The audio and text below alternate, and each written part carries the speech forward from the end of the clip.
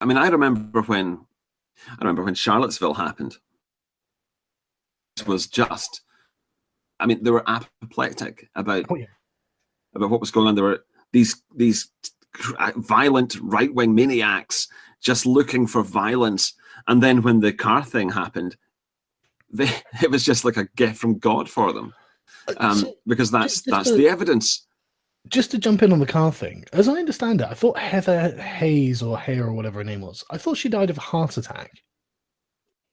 Yes, it looks like what happened is that he was shocked by seeing the car crash happening, Yeah. and had a heart attack. I don't mean to laugh, It's really sort of. I know, it's horrible, but it does seem a very dramatic reaction to a car crash. It's more that the alt-right are being blamed for someone having a heart attack. Someone in tremendously bad physical condition has heart attack, and suddenly the alt-right has murdered someone. This is something I'm surprised the alt-right doesn't make a big deal out of, to be honest.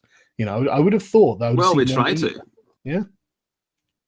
Well, exactly, we try to, or they in America do. I mean, they're trying to, but of course, then you get accused of politicizing a tragedy. Well, and of course, every side accuses the. Yeah, I mean, everyone does this. You know, it's a sort of natural thing to do, and you accuse the other. Oh, you're politicizing a tragedy. But in this case, they really didn't do anything wrong.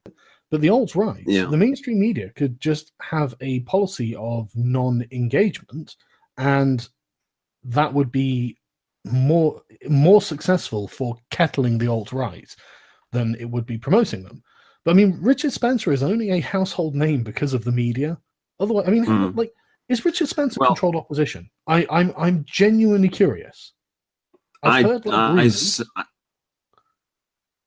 certainly don't think that he is. Everything that the alt-right wants is within the grasp of the alt-right. There are structures in place that the alt-right can manipulate to their own advantage, and there are arguments with people who will be opposed to them that the alt-right can win every single time. All they have to do is understand social justice. That's it. Yeah, exploit it to our own end.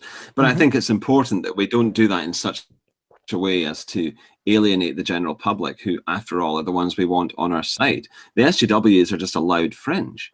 Yeah, they're not, though. Maniacal. Not. You've got diversity in everything. Oh, I know. They're not. I know, it's terrible. Fringe. Yeah, it's terrifying, isn't it? But like, they're not just a loud fringe. They're not. This is what people have to say. Oh, SJWs, they're not a big problem. No, they're a fucking massive problem.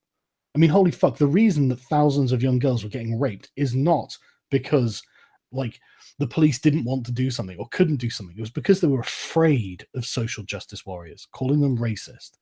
At the worst case scenario for the alt-right success in this endeavor is less intolerable to me and my family than the SJW success. And so from a tactical evaluation, I have to choose this angle. I have to try and explain to the alt-right that they can get what they want and they should take this gambit.